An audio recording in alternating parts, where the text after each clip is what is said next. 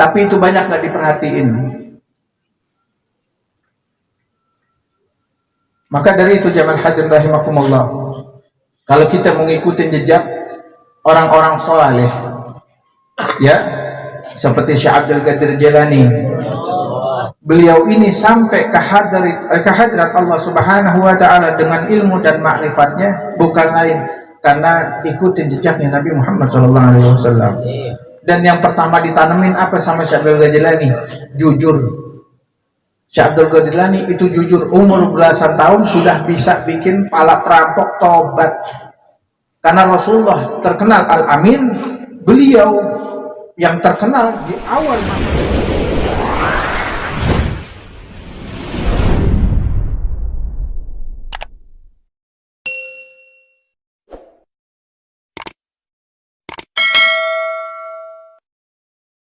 Berikutnya ada sedikit nasihat dan juga ada talqin zikir daripada guru kita juga Al-Habib Husain bin Muhammad Assegaf. Kepada beliau waktu dan tempat kami persilakan. Sallallahu ala Muhammad. Ya Rasulullah, salamun alaika Rabi'a syari wa daraji nahnu jiranun bidal haramil ihsani wal hasani. Ya Rasulullah, salamun alaika ya Rabi'a syari wa daraji.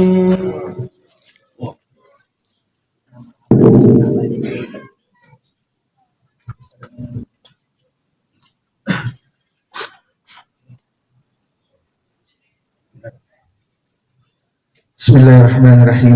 Assalamualaikum warahmatullahi wabarakatuh.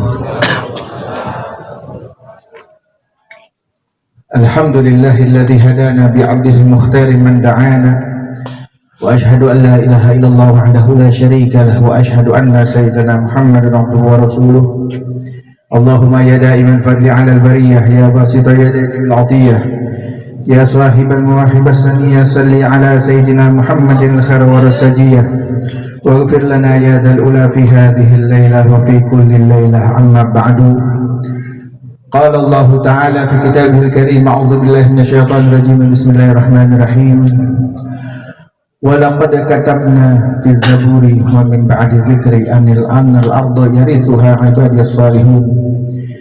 Inna fi hadza la balaghan liqaumin 'abidin wa ma arsalnaka illa rahmatan lil 'alamin.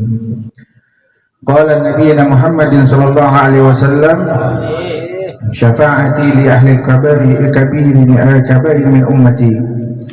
Wa qala nabiyyu aidan, man qala hina yusbih wa yumsi raditu billahi rabban wa bil islami dina wa bi Muhammadin nabiyyah wa qad haqqan 'ala Allahi ay yardiyahu.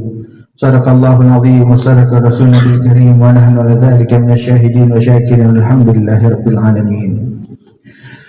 Alhamdulillah, seluruh jamaah Maulid Nabi besar Muhammad sallallahu alaihi wasallam yang mudah-mudahan perantara nabinya Muhammad sallallahu alaihi wasallam segala hajat, segala keinginan kita, terkhusus keinginan kita dihapuskan dosa dan kesalahan. Dengan berkah wasilah Nabi Muhammad, mudah-mudahan Allah ijabah semua keinginan kita. Lakum busyra ijabati wal qabuli minal maula biwasitatir rasuli. Karena semua perantara Nabi Muhammad itu dikabulkan semua hajat. Nabi Muhammad itu nurul hidayah, cahaya petunjuk. Hidayah maknanya jalan. Kalau kita cuma tahu jalan tapi jalannya nggak terang, misalnya ini gang, ini kan namanya jalan ini. Kita udah ada hidayahnya, keluar ke kiri ke arah mana, ke kanan ke arah mana. Tapi kalau jalannya ini nggak terang, otomatis bisa jadi kita nyebur ke got atau bagaimana. Betul ya Bu ya? Betul. Nah, perlu jalan itu perlu penerang. Penerangnya itu adalah Nabi Muhammad SAW. Jadi kalau ada orang mengharapkan hidayah tapi tidak butuh penerangan atau nggak butuh kepada Nabi Muhammad, hanya bersandar saja kepada Allah, tanpa mengikuti Rasulullah, niscaya dia akan jauh daripada ridhonya Allah Subhanahu wa taala. Jadi mudah-mudahan sedikitnya kita kumpul di sini mengingat kepada Nabi, mudah-mudahan Allah ijabah semuanya. Amin ya rabbal alamin. Tanpa panjang lebar karena tidak diberikan waktunya, walaupun masih panjang, tapi takutnya kemalaman. Terus ini lampunya masya Allah gede banget, terang banget, kita jadi kayak ayam di keremin ini. Mundur dikit terang banget, kemajuan ya terlalu maju banget. Ini juga kayak di ring tinju, kanan kiri belakang, jadi aneh bingung mau ada kemana. Dan Habib Muhammad masya Allah, ini ibu-ibu yang cakep-cakep taruh depan semuanya, jadi bikin kita grogi. Mau ceramah hilang semua, tadi mau ngomong apaan ya, biar nenek-nenek kan perempuan cantik pasti ya Bu ya, masa ya ganteng kan pasti cantik. Alhamdulillah seluruh yang hadir tanpa terkecuali, terkhusus kepada Habib Muhammad Rayyan Al-Habsyi, kepada Al-Ustaz Syakur, kepada Al-Habib Syekh Ustaz Hakim, Ustaz Rifki Ahmad, dan kepada guru kita Syekh Ahmad Muqtafi Kazim Asnawi. Mudah-mudahan beliau semua panjang umur, sehat walafiat. Allah berikan banyak karunia kepada beliau semua dunia akhirat dengan kebaikan dan berkah serta selamat dunia akhirat. Amin ya rabbal alamin. Kalau kepanjangan pembukaan, akhirnya habis di pembukaan aja. Sekarang kita memperingati Maulid Nabi Muhammad SAW plus apa itu? Haul Syekh Abdul Qadir Al-Jilani. Aneh ambil dua-duanya ntar. Kata Nabi SAW, siapa yang pagi harinya berucap raditu billahi rabban wa bil islami dina wa bi muhammadin nabiyyah haqqan 'ala Allahi ayyurdiyahu. Siapa yang pagi hari berucap aku ridha Allah menjadi Tuhanku. Maknanya ridha puas, maknanya ridha Allah menjadi Tuhan kita dengan segala ketentuannya, mau yang nikmat, mau yang gak nikmat, mau yang nikmat, mau yang nikmah. Jadi kalau kita suka dengar baca doa nikmat, lawannya adalah nikmah, yang satu pakai ain, yang satu pakai qaf. Berarti kalau nikmat itu yang enak, nikmah itu yang gak enak.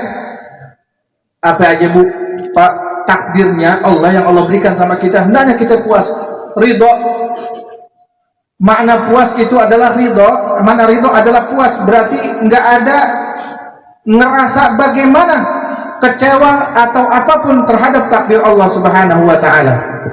Kalau di kitab Nasrudiniyah penjabarannya seperti itu. Ridho apa yang Allah telah berikan kepada kita tanpa ngeluh, tanpa minta macam-macam, apalagi berani ngatur-ngatur Allah. Enggak.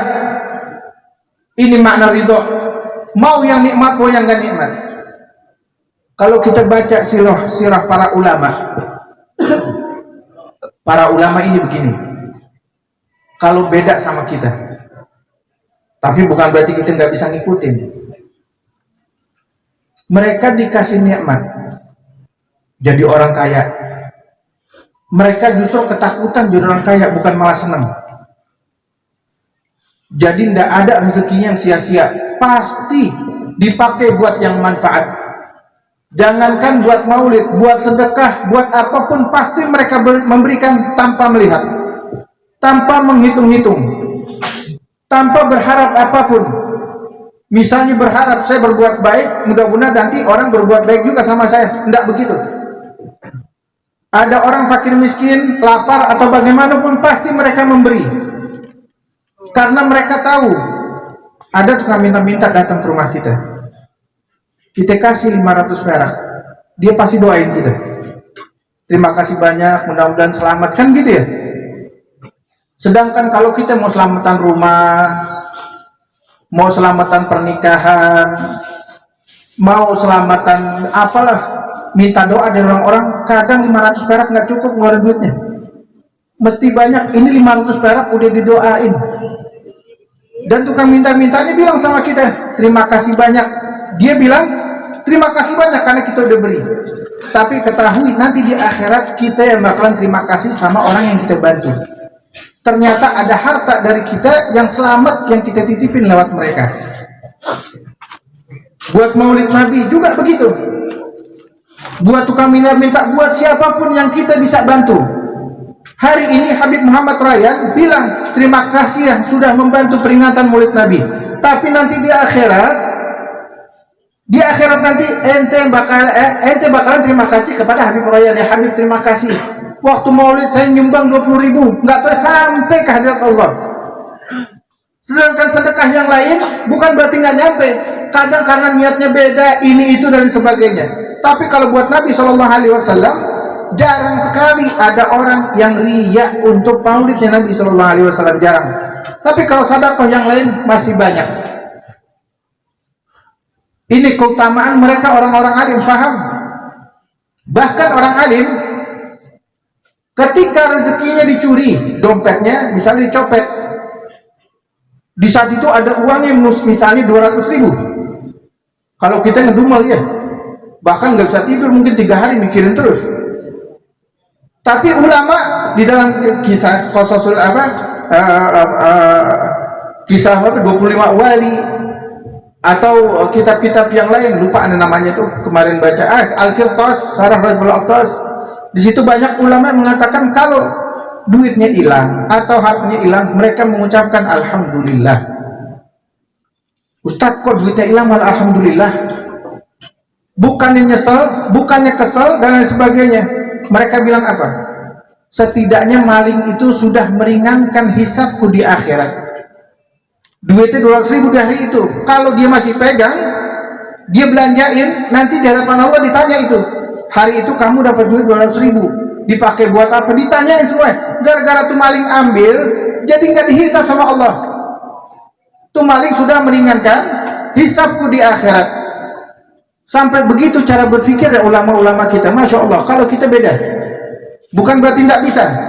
Cuma cara berpikir kita, akal kalau nggak diisi dengan ilmu, maka prasangkanya pasti nggak bagus. Kalau akal nggak diisi ilmu, prasangka yang nggak bagus. Jadi mereka cara berpikirnya begitu. Hartanya hilang, mereka bilang alhamdulillah. Dikasih musibah sakit, mereka bilang alhamdulillah. Bahkan diceritakan Syekh Abdul Qadir Jailani, beliau nih itu menikah umur 51 tahun. Syekh Abdul Qadir Jailani ada suatu saat keinginan pengen menikah, tapi takut waktunya ini terbagi nggak sepenuhnya buat Allah. Pengen waktunya buat Allah semua, nggak pengen kebagi lain-lain sebagainya. Akhirnya sampai suatu saat Nabi yang menyuruhnya menikah. Bayangin, Rasulullah yang nyuruh menikah. Akhirnya beliau menikah sampai punya istri 4, punya anak 49 orang. Syekh Abdul Qadir Jailani meninggal wafat itu umur 90 tahun kalau kurang lebih. Punya istri 4, anaknya 49, 27 laki-laki. Itu ada di kitab Al-Ma'arif, Awarif Al-Ma'arif kalau nggak salah itu. Pernah Anda baca itu? Coba Habib Muhammad, coba ntar dikoreksi kalau Anda salah. Sampai segitunya. Bahkan ketika anaknya lahir, selalu beliau bilang, hadzal mayyit, ini mayit. Beliau lagi belajar, dikasih tahu, ya Syekh Abdul Qadir Jailani, anakmu meninggal. Beliau tetap lanjutin taklim, tetap lanjutin belajarnya. Kenapa? Nggak mau. Timbang kehilangan dunia, jangan sampai jadi imannya lemah kepada Allah Subhanahu wa Ta'ala. Setelah selesai belajar, baru nyolatin anaknya, seakan-akan tidak kehilangan. Kenapa? Karena beliau tahu hakikatnya semua titipan akan kembali lagi pada Allah Subhanahu wa Ta'ala. Bukan kejam. Anak meninggal nggak ada yang nangis. Orang tua yang nggak nangis, anak meninggal ini. Siapa begini? Anda, maknanya beliau tahu semuanya hakikatnya, hidupnya semuanya untuk Allah Subhanahu wa Ta'ala. Jadi musibah yang enak, apa yang didapat dari kita yang enak, yang nggak enak, semuanya kita balikan. Inilah ketentuan Allah Subhanahu wa Ta'ala. Wabil Islami dina, dan kita ridho Islam menjadi agama kita. Jangan ngerasa berat, ngelakuin sholat berat, bentar-bentar sedekah, ngerasain berat. Ini bagian daripada agama. Ente bantu syiar ini. Saya sering bilang, kalau mungkin minta buat pribadi malu, tapi minta, ayo ente semua aneh ajak nih, buat patungan, urungan, kita mau merayakan peringatan Maulid Nabi Shallallahu Alaihi Wasallam. Ini untuk Nabi Shallallahu Alaihi Wasallam. Kalau buat pribadi mungkin malu, tapi kalau buat dakwah, perjuangan dakwah, nggak mestinya panitia itu malu bilang, ayo siapa yang punya rezeki, sini bantu buat peringatan Maulid Nabi di RT, RW atau ada ulama-ulama yang sekitarnya. Dan nggak usah pakai ngomong bentar-bentar proposal mulu, ngasih cuma 5.000 makan kebuli, kan enak kecing. Ngasih 5.000 makan kebuli, ini itu dan sebagainya. Tapi kalau beli pulsa 200.000, 100.000, kok nggak pernah ngedumer. Padahal ditanya nanti sama Allah itu lebih manfaat sedekah daripada membeli pulsa ini itu dan lain sebagainya. Ridho Islam menjadi agama kita, termasuk memuliakan syiar-syiar Islam. Pak, Bu, muliain syiar Islam. Ini buat kita semua, khususnya ngaji. Ulama itu kalau di depan ada gambar Ka'bahnya, sejadah, itu nggak mau nginjek. Kenapa? Itu bagian daripada syiar Islam. Mereka berhati-hati. Saking begitunya, menjaga syiar daripada Islam. Begitupun kita. Misalnya lagi jalan, ini ada apaan sih macet? Lagi ada maulid. Ini apaan sih macet? Lagi pawai obor. Berarti mau memperingati tahun baru Islam. Kita yang ngerti, Masya Allah, ini syiarnya Nabi Muhammad ini. Gitu ya, syiarnya Nabi Muhammad. Kita jangan marah. Kalau emang nggak bisa, muter balik. Jangan pakai ngomong, bikin macet aja.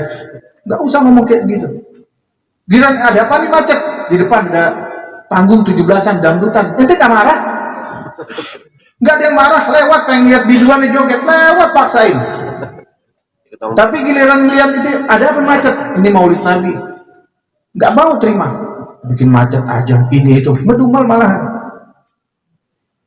Ikutin syiarnya Nabi Muhammad, muliakan syiarnya Rasulullah, syiarnya Islam.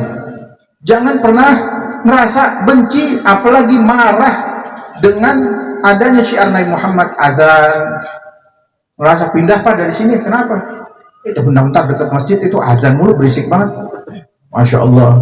Kalau yang ngomong non muslim mungkin masih bisa diterima, tapi kalau orang Islamnya sendiri, rumah dekat pengajian pindah apa berisik nih, pengajian tiap hari pengajian.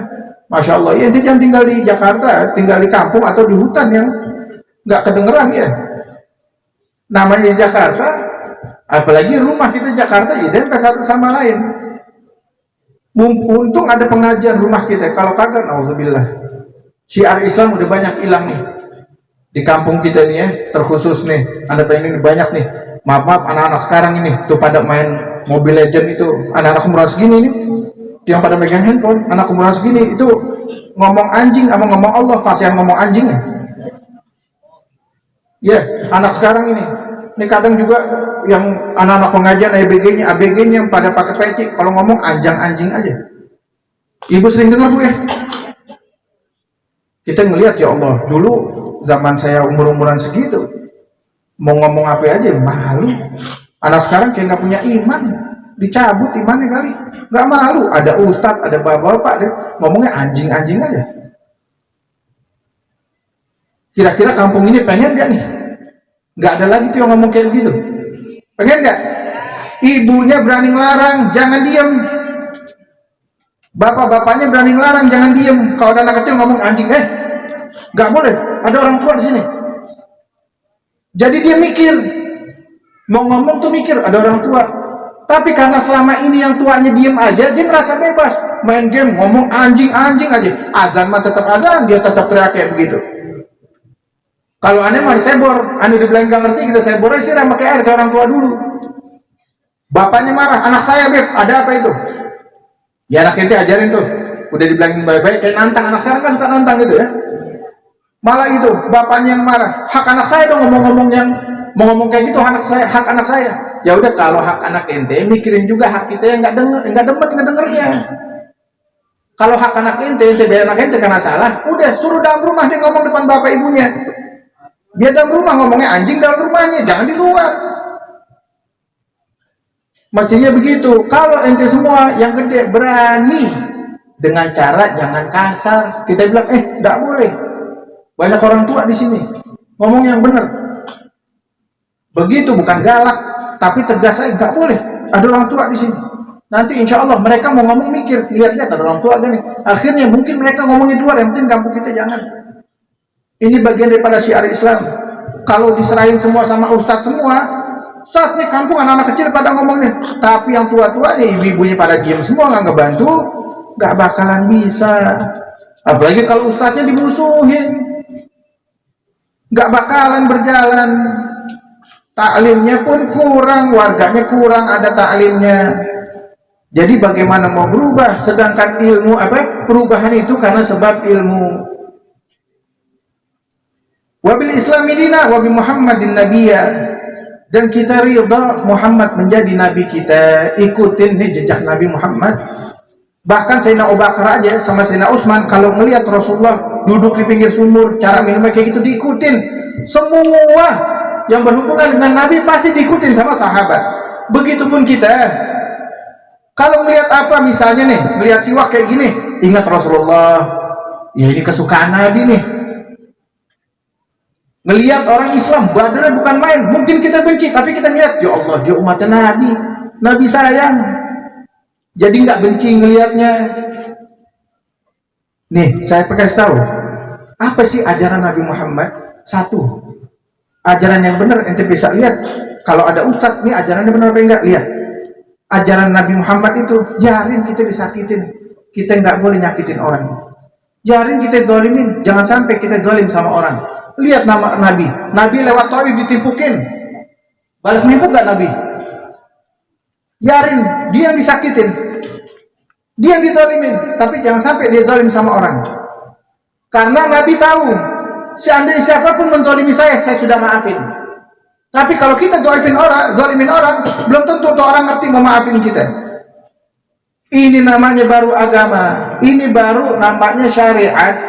Ini baru namanya ilmu. Kalau nemu guru kayak gitu, pegang benar-benar udah selamat ente. Selamat. Tapi kalau udah lawan, kecuali dengan kezaliman yang nyata maksiat. Imam Ghazali bilang begitu. Kalau maksiat depan muka, baru ente cegah. Jadi jangan. Tapi kalau selama ente duduk majelis ilmu, Bu, Pak, saya kasih tahu. Mumpung masih sekarang saya ingetin. Nanti ke depannya bakalan susah itu dapetin majelis ilmu. Bakalan susah dapetin majelis ilmu, bakalan susah. Zaman sekarang aja nyari ustadz buat ngajar aja susah, kebanyakan penceramah. Ketimbang guru ngaji susah. Sekarang banyaknya penceramah. Iya. Apa kata syair dalam kitab Ta'lim Muta'allim? Wal mansibul aliyah sahibal hajat. Idza niltahu bi fawatil manasib aw zalatid dunya wa thayyibah wa na'imha faghammit fa inal ilma khairul mawahib. Ilmu itu pangkat tertinggi, wahai orang-orang yang berakal. Kejar agar kita menjadi orang berilmu, atau minimal jadi penuntut ilmu. Kalau udah dapat predikat sebagai penuntut ilmu atau orang berilmu, walaupun hilang pangkat dunia atau nikmat dunia hilang, maka tidak masalah. Fagamit, maka pejamkanlah matamu. Sesungguhnya ilmu sebaik-baiknya pemberian. Kalau sudah pensiun, punya ilmu. Sudah tua, anak sudah nikah, di rumah sendirian, nggak merasa kesepian, punya ilmu, bisa baca Al-Quran. Cucu jauh, kangen sama cucu, nggak merasa sendirian, bisa baca Al-Quran. Tapi kalau tuanya bodoh, nggak ngerti agama, udah tua ngapain di rumah? Baca Al-Quran nggak bisa. Akhirnya paling ngadu ayam, mancing, main gaplek di pos. Iya, karena kenapa? Tua, di masa tuanya nggak punya harga diri, nggak punya ilmu, bingung mau baca Al-Quran, nggak bisa. Ikut ngaji males, akhirnya ngapain? Jam 2 malam keluyuran, nyari teman, main gaplek. Pagi mandiin ayam, sore mandiin burung, kerjaannya itu aja. Giliran suruh ngaji, Pak ngaji, aduh. Ada aja alasannya. Malam gak hadir, ketiduran, padahal takut disodorin Yasin gak bisa baca. Padahal takut disodorin Yasin, gemeteran tuh, tangannya gemeteran. Padahal Yasin ada apa namanya tulisan Latinnya. Tapi karena nggak pernah ngaji, bingung. Tahlil ngapain aja sih? Ntar disuruh baca apa kagak? Siapa itu yang pede juga nyuruh dia baca? Karena nggak tahu, jadi ketakutan. Ya ikhwan, ini sedikit gambaran yang Anda kasih tahu keadaan sekarang. Jangan jauh-jauh dari Rasulullah. Ikutin aja deh Nabi Muhammad gimana caranya. Kita tahu Rasulullah bagaimana, kita ikutin sedikit demi sedikit. Dan itu kan nggak bakalan bisa dapat kecuali di majelis ilmu. Makanya Bu, ayo, ini salah kita nih. Anak-anak sekarang kayak begini, pada demennya kayak begitu, karena kita nggak perhatiin bahwa bapak cuma merhatiin kerjanya doang. Ada gak suami sekarang pulang ketemu istrinya? Coba deh Bu, bapaknya kalau pulang, ketika pulang nanya, pulang kerja nanya, mah gimana tadi semenjak saya kerja? Gimana sholatnya kamu? Gimana anak-anak sholatnya? Nanya begitu gak? Agak udah, cuman pulang, bikinin teh, kopi. Selama dia tinggal, dia mesti tanya, kamu sholatnya selama saya kerja, sholat kamu gimana? Anak-anak gimana? Karena dia nitipin anaknya untuk mengerjakan sholat kepada istrinya. Tapi itu banyak gak diperhatiin. Maka dari itu jamaah hadirin rahimakumullah, kalau kita mengikuti jejak orang-orang saleh, ya, seperti Syekh Abdul Qadir Jailani, beliau ini sampai ke hadrat Allah Subhanahu wa taala dengan ilmu dan makrifatnya bukan lain karena ikutin jejaknya Nabi Muhammad SAW. Dan yang pertama ditanemin apa sama Syekh Abdul Qadir Jailani? Jujur. Syekh Abdul Qadir Jailani itu jujur, umur belasan tahun sudah bisa bikin pala perampok tobat. Karena Rasulullah terkenal Al-Amin, beliau yang terkenal di awal masa mudanya adalah terkenal jujurnya. Kata Umar bin Hafid dalam kitab Cara Mendidik Anak, kalau orang bohong itu malaikat menjauh 1 mil dari dirinya, nggak tahan dengan bau mulutnya. Nggak tahan dengan bau mulutnya, ngelebihin bangke bau mulut tukang bohong. Tanemin jujur, terutama sidik ma Allah, jujur sama Allah, jujur sama diri sendiri. Sedikit-sedikit kita menjauh daripada murkanya Allah. Apalagi yang udah umur 40 tahun nih, udah waktunya ngurang-ngurangin dosa, jangan nambahin dosa mulu. Jadi umat Islam yang benar, ibu-ibunya ngaji, jangan ntar pas besoknya ke warung pakai daster tangan pendek, sedengkul, pakai kerudung. Kan aneh nggak? Auratnya kebuka tapi pakai kerudung. Banyak ibu ya. Bapaknya juga aneh lagi, pakai celana pendek, pakai baju koko. Ada dia rasanya gitu, pakai celana pendek, nggak pakai baju, pakai peci, nggak bingung lagi kan? Ya, orang kadang lihat nih orang ragunya apa sih ya? Orang pakai baju koko, pakai sarung. Ini enggak pakai celana pendek, pakai baju koko. Ini Islam setengah tuh kata ibu ngaji lagi. Jadi ikutin Nabi ya Bu ya. Duduk majelis taklim. Jadi mudah-mudahan ke depannya Ustadz Royan dan para asatidz yang lain, mudah-mudahan Allah kuatkan kakinya dan hatinya selalu di jalannya Allah Subhanahu wa taala. Dan mudah-mudahan adanya beliau tengah-tengah kita bermanfaat dan menambah keberkahan dari hari-hari kita sehingga kita menjadi orang yang selamat dunia akhirat. Amin ya rabbal alamin. Kita tutup dengan talqin dzikir yang insyaallah dengan talqin dzikir ini Allah berikan kemudahan serta keselamatan dunia akhirat dan berkumpul dengan Nabi serta masuk dalam surganya Allah Subhanahu wa taala. Amin ya rabbal alamin. Afdhalu ma qultu ana wa nabiyuna min qabli la ilaha illallah.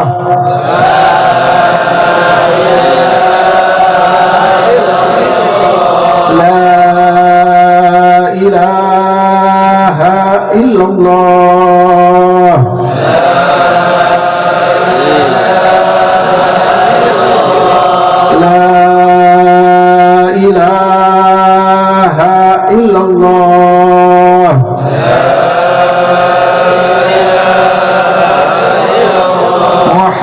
Muhammadur Rasulullah sallallahu alaihi wasallam, alaiha nahya wa alaiha namut wa alaiha nabatu insyaallah ta'ala minal amin wa ana maghfir bi rahmatika ya arhamar rahimin. Kurang lebih minta maaf. Assalamualaikum warahmatullahi wabarakatuh.